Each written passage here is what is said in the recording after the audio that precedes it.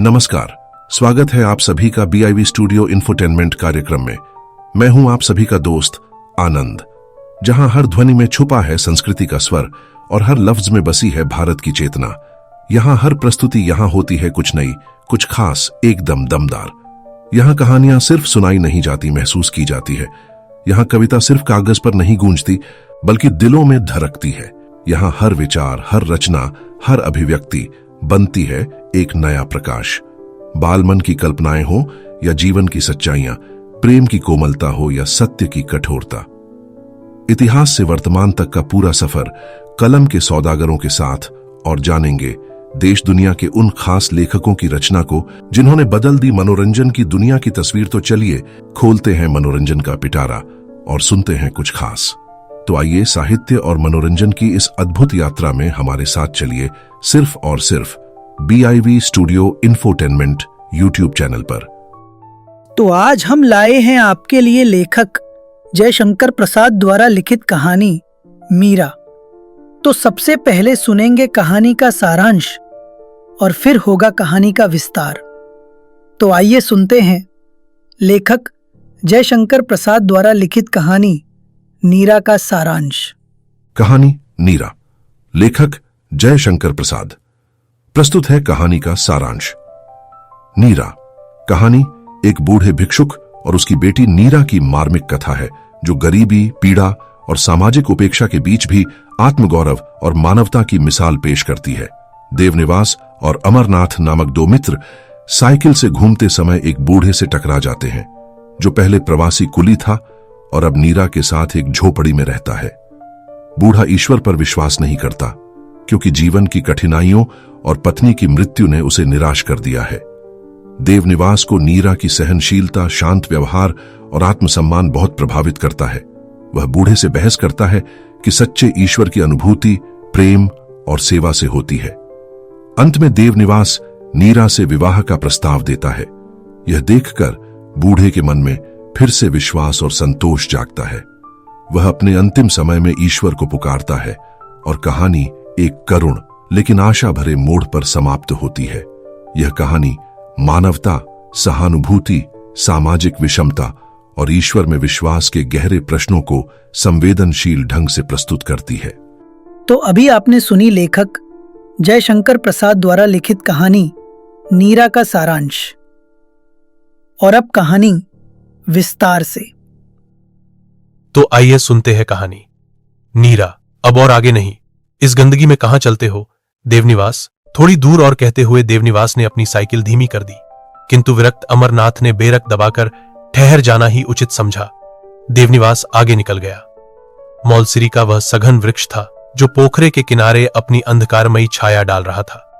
पोखरे से सड़ी हुई दुर्गंध आ रही थी। देवनिवास ने पीछे घूमकर देखा।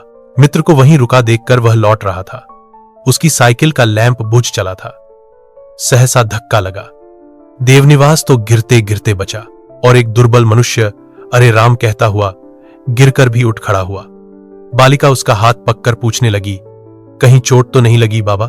नहीं बेटी, मैं कहता न था, मुझे मोटरों से उतना डर नहीं लगता जितना इस बेदुम जानवर साइकिल से। मोटर वाले तो दूसरों को ही चोट पहुंचाते हैं, पैदल चलने वालों को कुचलते हुए निकल जाते हैं, पर ये बेचारे तो आप भी गिर पड़ते हैं। क्यों बाबू साहब, आपको तो चोट नहीं लगी? हम लोग तो चोट घाव सह सकते हैं। देवनिवास कुछ छेंप गया था। उसने बूढ़े से कहा, आप मुझे क्षमा कीजिए। आपको क्षमा मैं करूं? अरे आप क्या कह रहे हैं? 2-4 हंटर आपने नहीं लगाए, घर भूल गए, हंटर नहीं ले आए। अच्छा महोदय, आपको कष्ट हुआ ना? क्या करूं, बिना भीख मांगे इस सर्दी में पेट गालियां देने लगता है, नींद भी नहीं आती। 4 पैरों पर तो कुछ न कुछ इसे देना ही पड़ता है। और भी मुझे एक रोग है, 2 पैसों बिना वह नहीं छूटता। पढ़े के लिए अखबार चाहिए, पुस्तकालयों में चिथड़े पहनकर बैठने न पाऊंगा, इसलिए नहीं जाता। दूसरे दिन का बासी समाचार पत्र 2 पैसों में ले लेता हूं। अमरनाथ भी पास आ गया था। उसने यह कांड देखकर हंसते हुए कहा, देवनिवास, मैं मना करता था ना, तुम अपनी धुन में कुछ सुनते भी हो। चले तो फिर चले, और रुके तो अघियल टट्टू भी झक मारे। क्या उसे कुछ चोट आ गई है? क्यों बूढ़े, लो यह अठन्नी है, जाओ अपनी राह तनिक देखकर चला करो। बूढ़ा मस्खरा भी था। अठन्नी लेते हुए उसने कहा, देखकर चलता तो यह अठन्नी कैसे मिलती? तो भी बाबूजी, आप लोगों की जेब में अखबार होगा। मैंने देखा है, बाइसिकल पर चढ़े हुए बाबुओं की पॉकेट में निकला हुआ कागज का मुट्ठा, अखबार ही रहता होगा। चलो बाबा। झोपड़ी में सर्दी लगती है। यह छोटी सी बालिका अपने बाबा को जैसे इस तरह बातें करते हुए देखना नहीं चाहती थी। वह संकोच में डूबी जा रही थी। देवनिवास चुप था। बुढ़े को जैसे तमाचा लगा। वह अपने दयनीय और घृणित भिक्षा व्यवसाय को बहुधा नीरा से छिपाकर बनाकर कहता, उसे अखबार सुनाता और भी न जाने क्या क्या ऊंची नीची बातें बका करता। नीरा जैसे सब समझती थी। वह कभी बूढ़े से प्रश्न नहीं करती थी। जो कुछ वह कहता चुपचाप सुन लिया करती थी।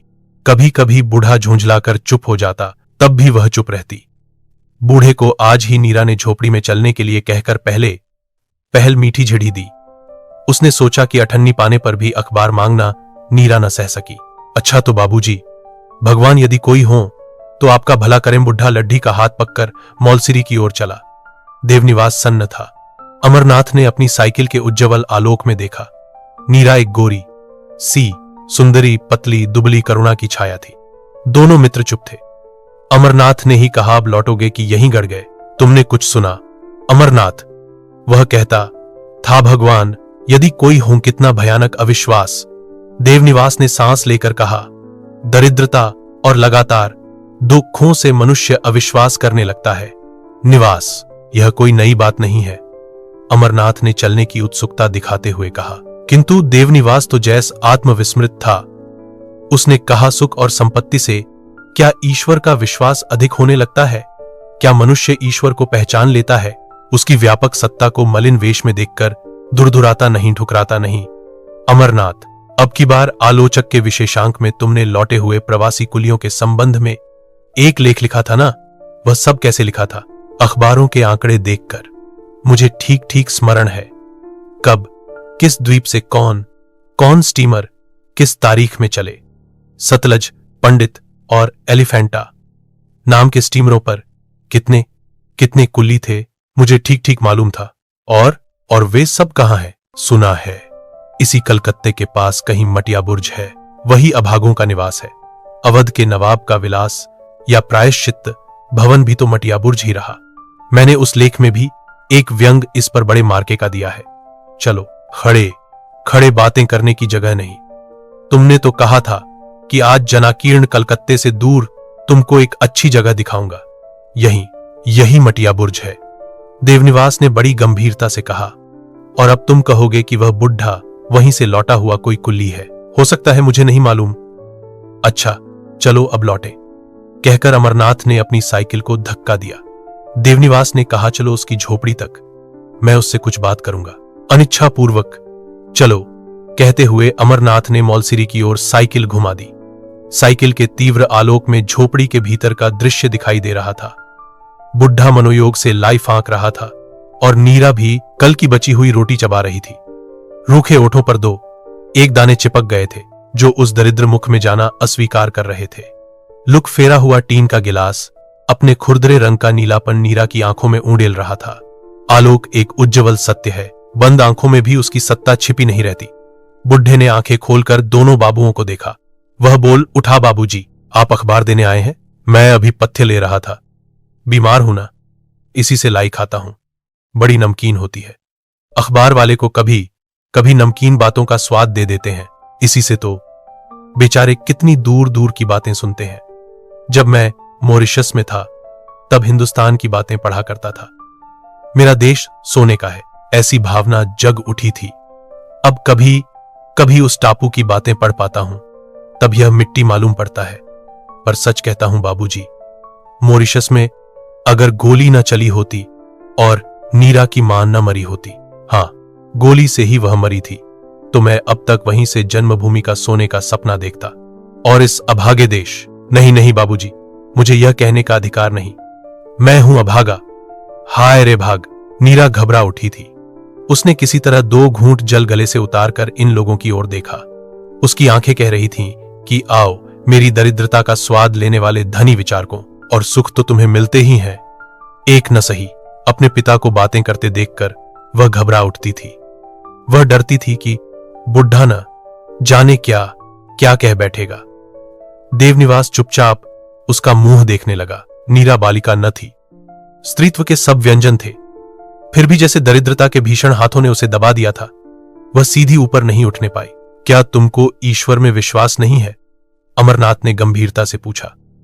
आलोचक में एक लेख मैंने पढ़ा था, वह इसी प्रकार के उलाहने से भरा था कि वर्तमान जनता में ईश्वर के प्रति अविश्वास का भाव बढ़ता जा रहा है और इसीलिए वह दुखी है।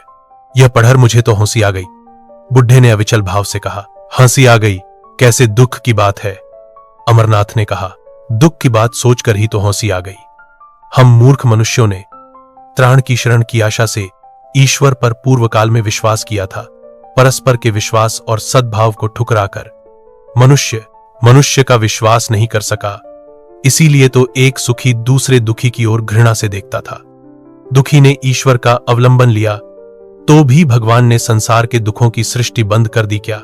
मनुष्य के बूते का न रहा तो क्या वह भी? कहते कहते बूढ़े की आंखों से चिंगारियां निकलने लगी, किंतु वे अग्निकण गलने लगे और उसके कपोलों के गढ़े में वह द्रव इकट्ठा होने लगा। अमरनाथ क्रोध से बुढ़े को देख रहा था, किंतु देवनिवास उस मलिना नीरा की उत्कंठा और खेद भरी मुखाकृति का अध्ययन कर रहा था। आपको क्रोध आ गया? क्यों महाशय, आने की बात ही है। ले लीजिए अपनी अठन्नी देकर ईश्वर में विश्वास नहीं कराया जाता।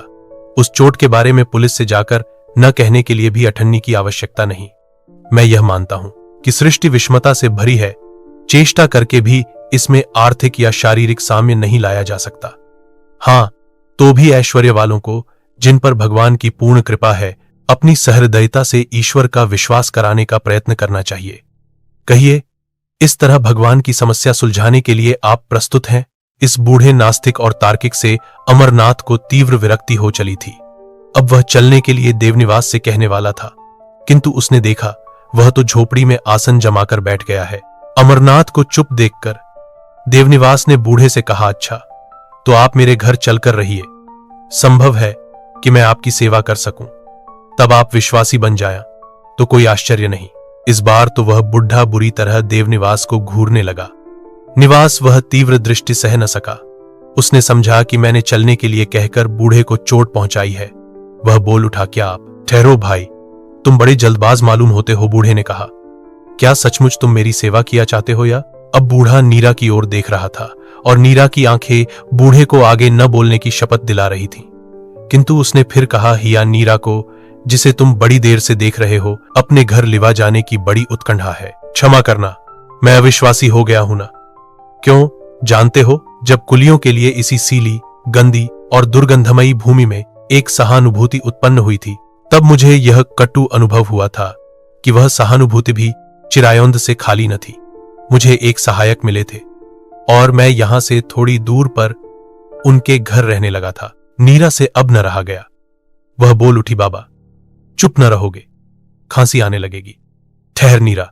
हां तो महाशय जी, मैं उनके घर रहने लगा था और उन्होंने मेरा आतिथ्य साधारणत अच्छा ही किया। एक ऐसी ही काली रात थी, बिजली बादलों में चमक रही थी और मैं पेट भरकर उस ठंडी रात में सुख की झपकी लेने लगा था। इस बात को बरसों हुए, तो भी मुझे ठीक स्मरण है कि मैं जैसे भयानक सपना देखता हुआ चौंक उठा। नीरा चिल्ला रही थी। क्यों नीरा? अब नीरा हताश हो गई थी और उसने बूढ़े को रोकने का प्रयत्न छोड़ दिया था। वह एकटक बूढ़े का मुंह देख रही थी। बुढ़े ने फिर कहना आरंभ किया। हां तो नीरा चिल्ला रही थी। मैं उठकर देखता हूं तो मेरे वह परम सहायक महाशय इसी नीरा को दोनों हाथ से पककर घसीट रहे थे और यह बेचारी छूटने का व्यर्थ प्रयत्न कर रही थी। मैंने अपने दोनों दुर्बल हाथों को उठाकर उस नीच उपकारी के ऊपर दे मारा। वह नीरा को छोकर, पाजी, बदमाश, निकल मेरे घर से कहता हुआ मेरा अकिंचन सामान बाहर फेंकने लगा। बाहर ओले सी बूंदें पड़ रही थीं और बिजली कौंधती थी। मैं नीरा को लिए सर्दी से दांत किटकिटाता हुआ एक ठूंठे वृक्ष के नीचे रात भर बैठा रहा। उस समय वह मेरा ऐश्वर्यशाली सहायक बिजली के लैंपों में मुलायम गद्दे पर सुख की नींद सो रहा था। यद्यपि मैं उसे लौटकर देखने नहीं गया, तो भी मैं निश्चयपूर्वक कहता हूं कि उसके सुख में किसी प्रकार की बाधा उपस्थित करने का दंड देने के लिए भगवान का न्याय अपने भीषण रूप में नहीं प्रकट हुआ। मैं रोता था, पुकारता था, किंतु वहां सुनता कौन है। तुम्हारा बदला लेने के लिए भगवान नहीं आए, इसीलिए तुम अविश्वास करने लगे। लेखकों की कल्पना का साहित्यिक न्याय तुम सर्वत्र प्रत्यक्ष देखना चाहते हो ना? निवास ने तत्परता से कहा। क्यों ना मैं ऐसा चाहता? क्या मुझे इतना भी अधिकार न था? तुम समाचार पत्र पढ़ते हो ना? अवश्य, तो उसमें कहानियां भी कहीं कहीं पढ़ लेते होगे, और उनकी आलोचनाएं भी। हां, तो फिर जैसे एक साधारण आलोचक प्रत्येक लेखक से अपने मन की कहानी कहलाया चाहता है और हट करता है कि नहीं, यहां तो ऐसा न होना चाहिए था। ठीक उसी तरह तुम सृष्टिकर्ता से अपने जीवन की घटनावली अपने मनोनुकूल सही कराना चाहते हो। महाशय, मैं भी इसका अनुभव करता हूं कि सर्वत्र यदि पापों का भीषण दंड तत्काल ही मिल जाया करता तो यह सृष्टि पाप करना छोड़ देती, किंतु वैसा नहीं हुआ। उल्टे यह एक व्यापक और भयानक मनोवृत्ति बन गई है कि मेरे कष्टों का कारण कोई दूसरा है। इस तरह मनुष्य अपने कर्मों को सरलता से भूल सकता है।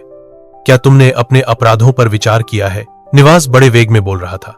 बुढ़ा न जाने क्यों कांप उठा। साइकिल का तीव्र आलोक उसके विकृत मुख पर पड़ रहा था। बुढ़े का सिर धीरे धीरे नीचे झुकने लगा।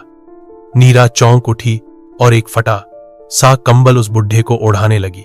सहसा बुढ़े ने सिर उठाकर कहा, मैं इसे मान लेता हूं कि आपके पास बड़ी अच्छी युक्तियां हैं और वर्तमान दशा का कारण आप मुझे ही प्रमाणित कर सकते हैं, किंतु वृक्ष के नीचे पुआल से ढोंकी हुई मेरी झोपड़ी को और उसमें पड़े हुए अनाहार, सर्दी और रोगों से जीर्ण मुझ अभागे को मेरा ही भ्रम बताकर आप किसी बड़े भारी सत्य का आविष्कार कर रहे हैं तो कीजिए, जाइए, मुझे क्षमा कीजिए।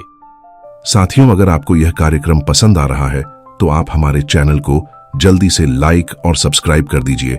आपके लाइक और सब्सक्राइब से हमें बहुत हिम्मत मिलती है। तो BIV studio infotainment YouTube channel को लाइक और सब्सक्राइब करते रहें। हम आपको इसी तरह मनोरंजन से भरपूर रोचक साहित्य सुनाते रहेंगे। तो साथियों, आगे बढ़ते हैं और सुनते हैं कार्यक्रम का शेष भाग। देवनिवास कुछ बोलने ही वाला था कि नीरा ने दृढ़ता से कहा, आप लोग क्यों बाबा को तंग कर रहे हैं? अब उन्हें सोने दीजिए। निवास ने देखा कि नीरा के मुख पर आत्मनिर्भरता और संतोष की गंभीर शांति है। स्त्रियों का हृदय अभिलाषाओं का, संसार के सुखों का क्रीड़ा स्थल है, किंतु नीरा का हृदय, नीरा का मस्तिष्क इस किशोर अवस्था में ही कितना उदासीन और शांत है। वह मन नीरा के सामने प्रणत हुआ। दोनों मित्र उस झोपड़ी से निकले। रात अधिक बीत चली थी। वे कलकत्ता महानगरी की घनी बस्ती में धीरे धीरे साइकिल चलाते हुए घुसे। दोनों का हृदय भारी था। वे चुप थे। देवनिवास का मित्र कच्चा नागरिक नहीं था। उसको अपने आंकड़ों का और उनके उपयोग पर पूरा विश्वास था। वह सुख और दुख, दरिद्रता और विभव, कटुता और मधुरता की परीक्षा करता। जो उसके काम के होते उन्हें संभाल लेता, फिर अपने मार्ग पर चल देता। सार्वजनिक जीवन का ढोंग रचने में वह पूरा खिलाड़ी था। देवनिवास के आतिथ्य का उपभोग करके अपने लिए कुछ मसाला जुटाकर वह चला गया, किंतु निवास की आंखों में उस रात्रि में बूढ़े की झोपड़ी का दृश्य अपनी छाया ढालता ही रहा। एक सप्ताह बीतने पर वह फिर उसी ओर चला। झोपड़ी में बुढ़ा पुआल पर पड़ा था। उसकी आंखें कुछ बड़ी हो गई थीं, ज्वर से लाल थीं। निवास को देखते ही एक रुग्ण हंसी उसके मुंह पर दिखाई दी। उसने धीरे से पूछा, बाबूजी, आज फिर? नहीं, मैं वाद विवाद करने नहीं आया हूं। तुम क्या बीमार हो? हां, बीमार हूं बाबूजी, और यह आपकी कृपा है। मेरी? हां, उसी दिन से आपकी बातें मेरे सिर में चक्कर काटने लगी हैं। मैं ईश्वर पर विश्वास करने की बात सोचने लगा हूं। बैठ जाइए, सुनिए। निवास बैठ गया था। बुढ़े ने फिर कहना आरंभ किया, मैं हिंदू हूं। कुछ सामान्य पूजा पाठ का प्रभाव मेरे हृदय पर पड़ा रहा, जिन्हें मैं बाल्यकाल में अपने घर पर्वों और उत्सवों पर देख चुका था। मुझे ईश्वर के बारे में कभी कुछ बताया नहीं गया। अच्छा, जाने दीजिए, वह मेरी लंबी कहानी है। मेरे जीवन की संसार से झगड़ते रहने की कथा है।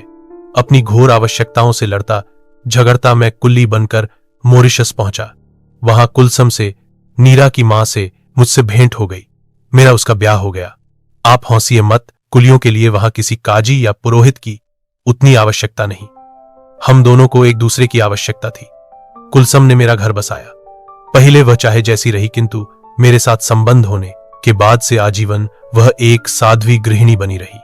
कभी कभी वह अपने ढंग पर ईश्वर का विचार करती और मुझे भी इसके लिए प्रेरित करती। किंतु मेरे मन में जितना कुलसम के प्रति आकर्षण था, उतना ही उसके ईश्वर संबंधी विचारों से विद्रोह। मैं कुलसम के ईश्वर को तो कदापि नहीं समझ सका।